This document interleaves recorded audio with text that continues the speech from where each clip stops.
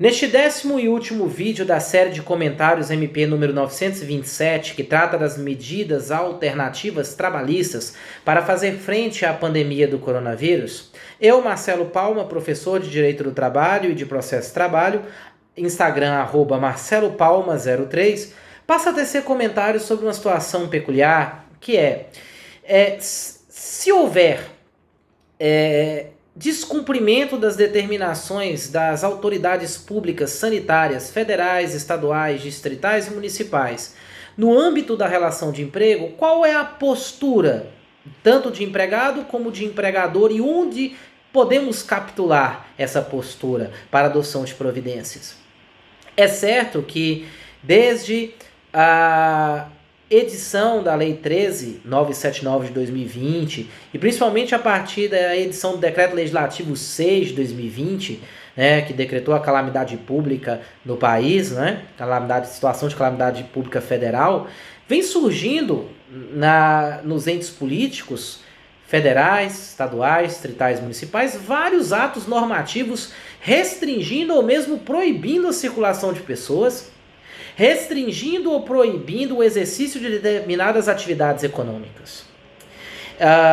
E é importante dizer que esses mesmos atos normativos, eles têm em seu bojo a previsão do fechamento de determinados estabelecimentos e, por conseguinte, a não realização das atividades econômicas e, por consequência, o vínculo de emprego não vai poder ser realizado naquele estabelecimento. Exemplo, fechamento de shopping centers, de praças de alimentação.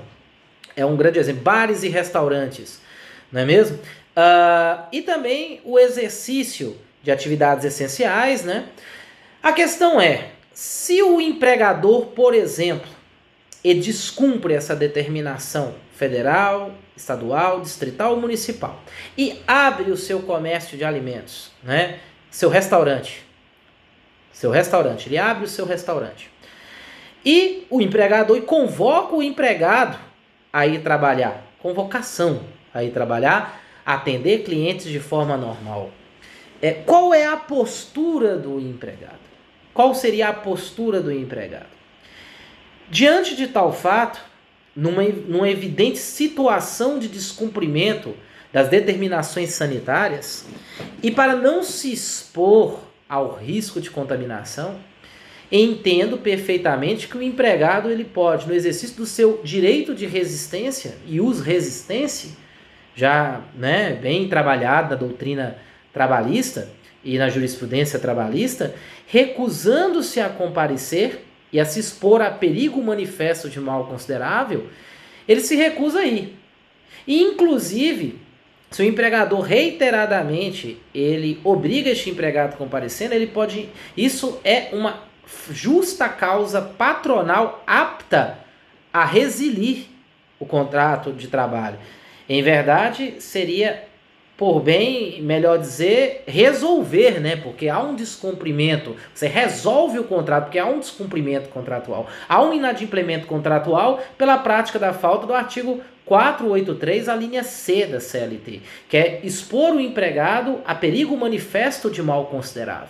Então, o empregado ele pode se valer da rescisão indireta do contrato de trabalho e receber todas as verbas trabalhistas típicas da resilição unilateral da parte do empregador, que são as férias proporcionais, 13º proporcional, o aviso prévio indenizado, a liberação das guias de seguro-desemprego, a liberação dos depósitos de FGTS e a indenização de 40%. A questão é que a rescisão indireta, ela dispensa oblíqua, por justa causa patronal, ela tem que ser demonstrada na Justiça do Trabalho, ela tem que ser decretada, a rescisão indireta, pela Justiça do Trabalho. Mas é uma forma, o empregado suspendendo a execução de serviços, no exercício do seu ius resistência, do seu direito de resistência, ele ajuiza a rescisão indireta do contrato de trabalho na Justiça do Trabalho e obtém a resolução do seu vínculo empregatício.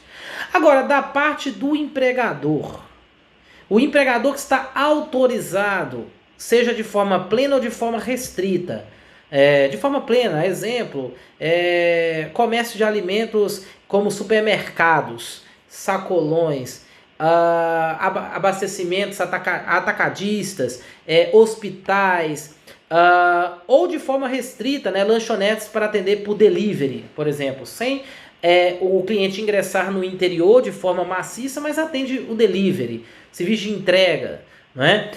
Mas o empregado não atende às determinações sanitárias de restrição de circulação. Ele não utiliza os EPIs, mesmo diante da fiscalização do fornecimento. Ele não higieniza as suas mãos com os produtos indicados. Ele não observa as regras de distanciamento, né? O que o empregador pode fazer, né? Desde que dê a ciência ao empregado dessas normas federais, distritais, estaduais, municipais, é muito importante o dever de informação do empregador neste momento, né? Ele orientar os seus empregados que estão trabalhando, fornecer os EPIs, os equipamentos de proteção, os equipamentos para se fazer a correta asepsia das mãos e demais partes do corpo, né? Para evitar essa contaminação. Mas se o empregado se recusa a fazer a asepsia das mãos, se recusa a utilizar os EPIs, se recusa a observar as normas de restrição de circulação ou de contato com clientes, ou as próprias determinações do empregador para evitar o contágio, né? O empregador ele pode, utilizando-se do disposto no artigo 482, a linha H, que quer dizer ato de indisciplina, que é o descumprimento de normas gerais, né? Por exemplo, uma circular, uma portaria, uma norma dentro da empresa, né? Ou de insubordinação, que já é uma ordem direta do empregador. O empregador chega, ou o gerente, o preposto dele, chega lá e fala: empregado, higienize as mãos. Não vou fazer. Aí é um ato de insubordinação direto, específico, né? O empregador pode aplicar, sim, diante de uma situação que, inclusive, o empregador, né, se não toma providências, né, ele pode ser até, talvez, responsabilizado no campo da responsabilidade civil, né, se ele permite, se ele é negligente quanto à contaminação do seu empregado no ambiente de trabalho, né, empregador, ele pode aplicar uma justa causa, né, no seu empregado com base na linha H. É lógico que temos que observar a gradação das penas. Se a não observância for uma não observância não grave, por exemplo, não manteve com o cliente uma determinada distância, aplica-se uma advertência, na reincidência uma suspensão, ou no final, não havendo o aspecto pedagógico da punição e da gradação surtido efeito, aplica-se, né, a penalidade última, que é a dispensa por justa causa, onde o empregado, via de regra, né, ele vai ter direito apenas ao saldo salarial, né, então, daquele mês trabalhado.